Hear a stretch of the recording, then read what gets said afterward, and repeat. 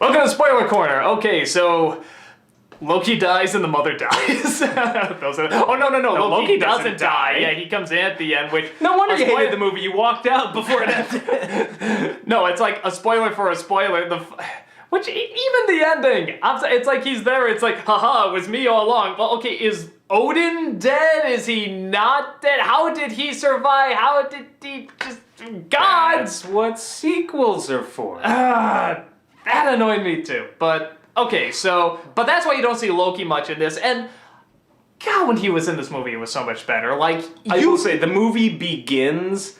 Like, I like the little haunted house sequence in Britain, but the movie, for me, really begins...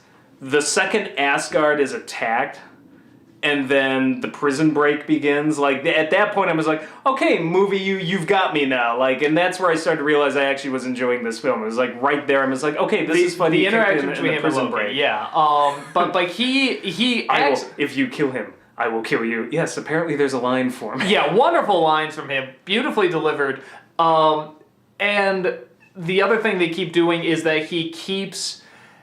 I don't want to say he keeps switching sides because it's all kind of part of his plan, but like he'll act like he's on Thor's side, and then it makes it look like he cut off his hand and he's betraying to the bad guy, but then it turns out that was actually just a trick, but that looks like Loki is killed, but that looks like at the very end he comes back to actually take the throne, and he's dressed up like Odin, and he's like, bye-bye Thor, it turns out now he's on the throne. I like how many times he keeps going back and forth. It's that awesome. makes sense. It so makes sense. And like, I'm reading there's some backlash, and I've had some fans talk to me. And it's like, I didn't like the ending. It just like... I wish it would explain it more. How the fuck well, no, they're just like, I thought it was a redemption story, and then it turns out, no, he's just a douchebag. And I'm like, yeah, exactly. I'm like...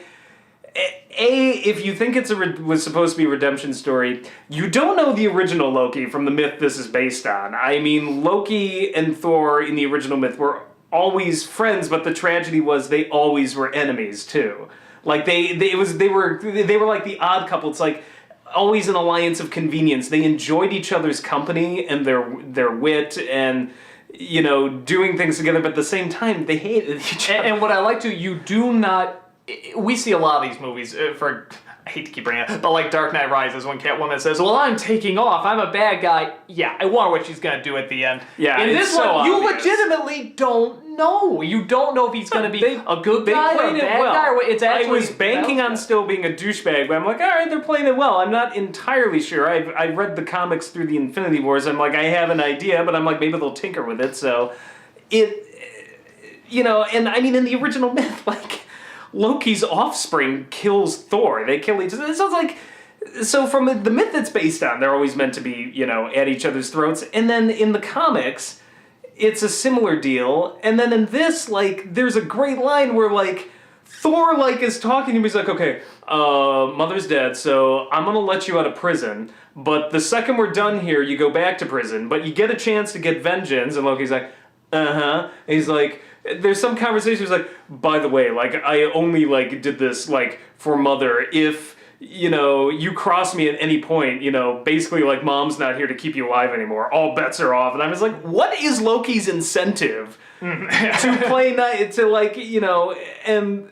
At the very end, Loki has some line, he's like, trust my rage. And I always laughed at it. I was like, what a perfect out. Because, like, what the fuck does that mean? It's like, trust my rage. Well, Loki's rage is directed at everybody around him. So, I mean, again, anything with Loki is great. Okay. So the stuff with Loki is awesome. What I found interesting, the stuff with the mother, Renee Russo plays the mother here. And good character, but as soon as you see her and Odin laughing and smiling, okay, well, one of them's dead. You know one of them's gonna get axed. In this case, it may have been both. We don't know yet. Yeah, now, but... So, she has a pretty cool badass sequence of fighting off, whatever the big... whatever that Red Bull thing. Balrog. Yeah, the Balrog. And she gets axed off. The Skyrim character. That's what it looked like to me. I was like, oh, it's somebody with Skyrim. And again, and you have Thor coming and going, no, and tries to go after him on the spaceship with lasers. Again, Asgard. No, you hold their spears shooting beams of light. Yeah, they're lasers. Come on. And those spaceships, Bitch, come bitch, on! bitch. That was so, it's like, I'm looking, okay, anyway. I love the design on those things. But they're spaceships! What the look fuck are they doing intimidating. in Asgard? Okay. Read a comic book. Okay, so anyway, so you have this very nice funeral scene. Like, that's actually one of the It was visually really interesting effective. scenes. I thought it looked nice. I like that they gave some time for that, but I don't... It seems like all the mourning was only when Thor and Loki were together, which again was not much. And even then, you didn't see that much of you didn't see that much of the connection with Thor and her. You saw a little bit. Like I said, it's not totally botched, but something about any time, like you said they should really dwell on the losses in this movie. And I agree. There's even a scene that was the one key problem. even after where he thinks Loki dies, he's like, "No!" and then drops him. That's when I was like, when he like drops him like that and leaves, I was like, yeah, Loki's coming back. I had no idea how they were gonna do that or in what way, but Well, we still don't know how. I was I was expecting after all the credits are ended, I'm like, yeah, Loki's hand rises up. I'm like, something happens. Yeah, so I'm glad he's not dead, but couldn't you do, like, everything, all his trickery and stuff, they sort of show how it works, and the powers in these movies are very vague, but In it's some like, ways, okay, but it it's like, dude, reminds come on, me he died. of certain elements of Attack of the Clones and Revenge of the Sith, where I'm like, the ideas here are actually really good. There's an interesting story arc here. There's a way a lot of these things are connected. Execution's a little sloppy. I thought the execution in this film was way better than in, a lot of the Star Wars prequels, but Yeah. I agree, it's rushed, but I will take an attempt to tell that sort of story over the first film that I don't even know what the hell the story was in the first film now that I'm thinking about it. What'd you think of, because I was sort of torn on this, what'd you think of Hopkins' reaction after he sees, his wife dead there? Because, I mean, he does go over, he does cradle her, but I mean, granted, one eye doesn't work, but there's no tear. I mean, there's no, like, shaky. He's just sort of, I don't know if it was, like, purposely really reserved or really lazy. I got it as really reserved. I got it that he's a god. I mean, remember, this is somebody who's lived thousands of years. Yeah, and so seen it's, also. I kind of took it. Sometimes the scariest thing is just silence. So, and the way that shot was composed with all of them standing there, I was like, this is a really beautifully shot film. Yeah, it actually... and I like Kenneth Branagh, but I was like surprised. It was like, actually, there are a number of scenes I think are shot even better than like the first film. See, I don't...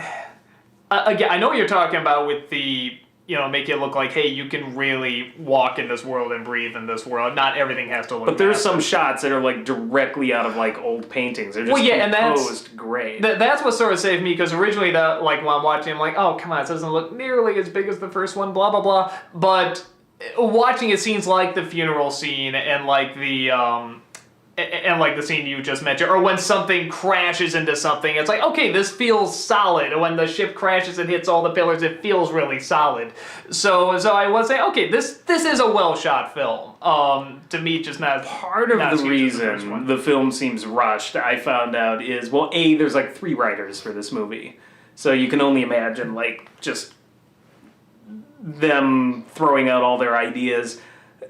There was a love triangle in this movie that they cut out. Doesn't that make sense? Because you know who it was. Yeah, she looks like the only woman in the movie. Yeah. Well, obviously, it's the woman from Two Broke Girls. I mean, it's the comic relief, obviously. Yeah, well, we all know. Yeah, she's the one everyone wants. Even she gets a fucking boyfriend in this. It's like, shut that story down. And that's that's the way to just shut this down, shut this story down. No, I know you're talking about the Xena Warrior Princess, as they called her in the first one. Yeah, because she gives a look, and it's like, God, don't you wish he got together with her? I mean, they only had a few seconds, but it's like they should have been together. No, do I think he should have gotten together with her? Absolutely. 100%. Yes, in those few scenes, I found her way more interesting of a character without hardly any lines than I did Natalie Portman. Mm-hmm. That being said, knowing how the comic book industry works, knowing how Hollywood works, that would never happen. So, on the one hand, I'm like, yeah, that made this film kind of jumbled, because you're like, well, what happened? Why is she staring? And then it gets dropped. At the same time, I'm just like, thank God. Because if I had to sit through a love triangle where we know he's going to go with Natalie Portman eating the shredded wheat, and we've just wasted all of this time on that, would I have loved to see, this character get her fair due? yes. Is it a crime she doesn't? Yes. But if it was done with a love triangle, I'm like, just cut I it. would have said fuck it if she was gonna Just cut it. So there's a lot of stuff like that going on, and that's why I think it feels rushed. I get a feeling like the studio came in and all these calls were being made, and they're like, okay, cut this, and so you get this sort of jumbled film. But again, sometimes I would rather take something that had hints of brilliance, but that's still a jumbled mess, over something like the first film to me, where it was just like, here's just a fish out of water story. Like, it just... I got you. Yeah. No, I mean, like, the first one to you probably is, like, the love triangle. It's like, even though it's not love triangle, it's like, well, here's another cliche I hate. You know, the fish out of water story. So, I mean, it makes sense. I mean, it does. But yeah, Loki, that whole story in the middle to me is like something out of Godfather Part 2. It's like the mother with Michael Corleone and Fredo, like, trying to keep these two, you know, and then the mother dies, and then, like, that conversation is like, you probably only lied because mom's here. And I'm just like, this is, like, a really cool story arc, and I wish the whole movie was about that. Yeah, I mean, of, why do they have to throw all this other stuff in? Yeah, you don't need to. Okay, comic book movies. Yeah. I know you're a comic book. I know you have like a million stories going on, but you don't need it. I don't need to see Earth. That's the one thing about Thor that I kind of liked, is the fact that you've got Asgard, you've got this thing, and Thor was never one of my favorite comics. Actually my least favorite of the Avengers, but. That's its advantage. It's like, oh, you can go epic with this. You can go. You can make it so large, and it's like, no, let's be goofy in England. Oh, he's running with his pants off, and I was like, I don't give a fuck about these people. I don't care. Stop cutting to them. Just cut them. Don't cut to them. Just cut them. Take out the bad romance to begin with. So, yeah.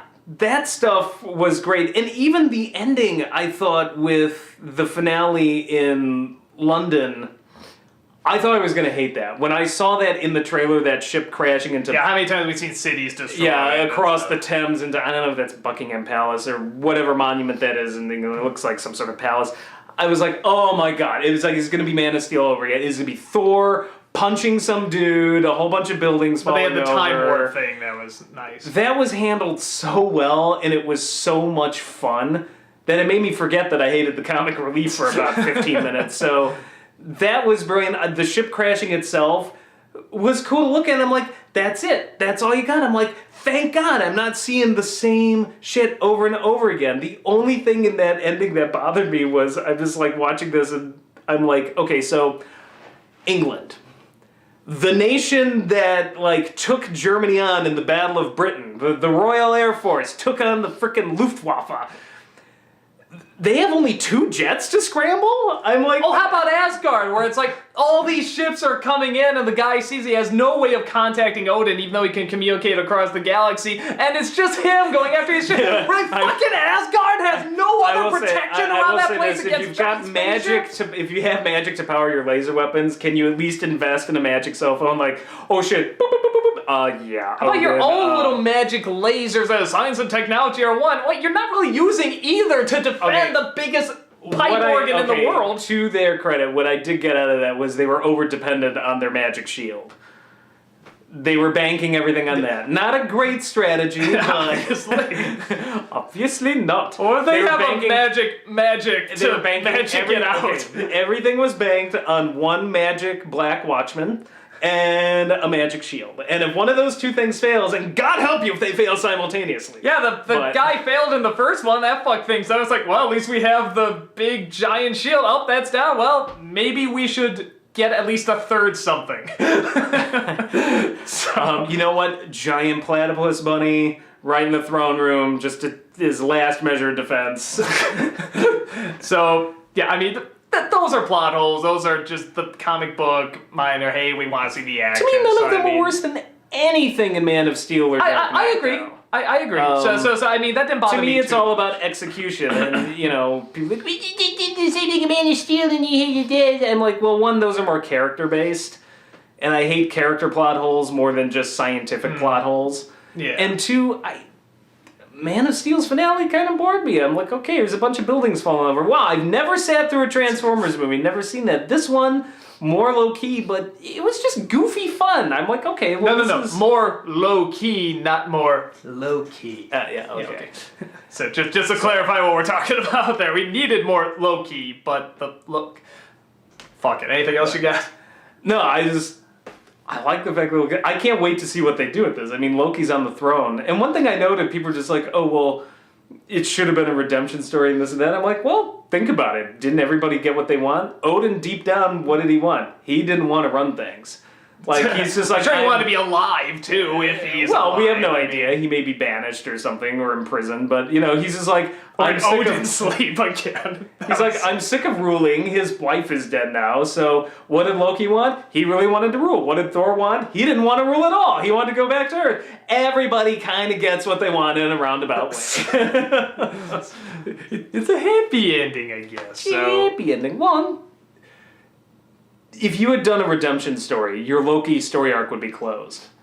Yeah, like that's what bothers, and that's why I keep trying to tell like people into that. I like him on there. I just wish they explained it more. Now you have a second chance at redemption. It's like when the Infinity War comes, is like I have my theories because I read the comics, but when shit goes down, is Loki going to side with Thor? I mean, Thor said Loki fought with honor. Is that going to touch him in any way? Is he going to side with the bad guys? Yeah, is he going to go back like...